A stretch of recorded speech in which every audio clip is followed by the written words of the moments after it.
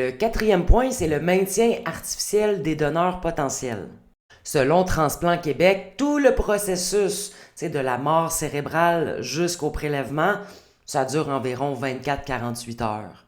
Tu sais, comme dans les films, là, on écoute ça, il y a un accident, boum, il se fait retirer son cœur, son foie, ses reins, tout ça part, puis ça se passe super vite. Dans la réalité, c'est autre chose. Selon un rapport de l'Institut canadien de l'information sur la santé, la durée médiane du séjour des donneurs est d'environ 3,5 jours, 3 jours et demi. Ça vient quand même confirmer ce que moi j'ai vu en tant que brancardière. Là, vous allez me dire, ben oui, brancardière, t'es pas une professionnelle de la santé, là. Non, mais l'avantage des brancardiers, par exemple, c'est de se promener partout à l'hôpital.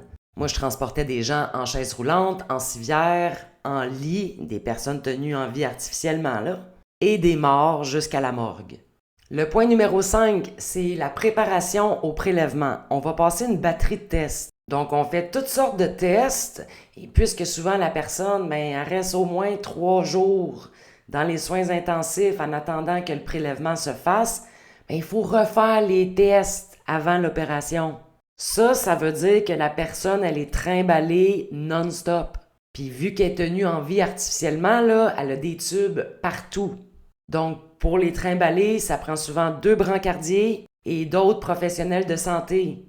Et par expérience, je vous le dis, le personnel de la santé, là, tenu de suivre le lit avec la bonbonne d'oxygène, n'est pas toujours intéressé à suivre le rythme.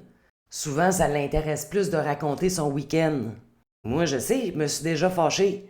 La fille, elle parlait de District 31, là, de son épisode préféré, là, pendant qu'on est en train de voyager le patient pour une énième fois vers un scan. Parce que pendant qu'elle jase, là, le fil tire, tout, je veux dire, ça fait aucun sens. Moi, quand j'ai vu ça, je me suis dit jamais ils vont me trimballer de même, asti, là. Nope. Mon expérience de brancardière, j'en ai fait un post sur Facebook. Je m'attendais pas à ça, là, mais sous la publication, il y a 494 commentaires, dont beaucoup de témoignages de personnel de la santé qui confirment, malheureusement, ce que je dis. Il y a des gens qui ont travaillé dans les hôpitaux pour enfants, d'autres qui ont travaillé aux soins intensifs, et toutes ces personnes-là disent la même chose. Jamais je ne vais signer ma carte pour le don d'organes. Si ça vous intéresse de lire les commentaires, j'ai laissé le lien de la publication Facebook dans la description.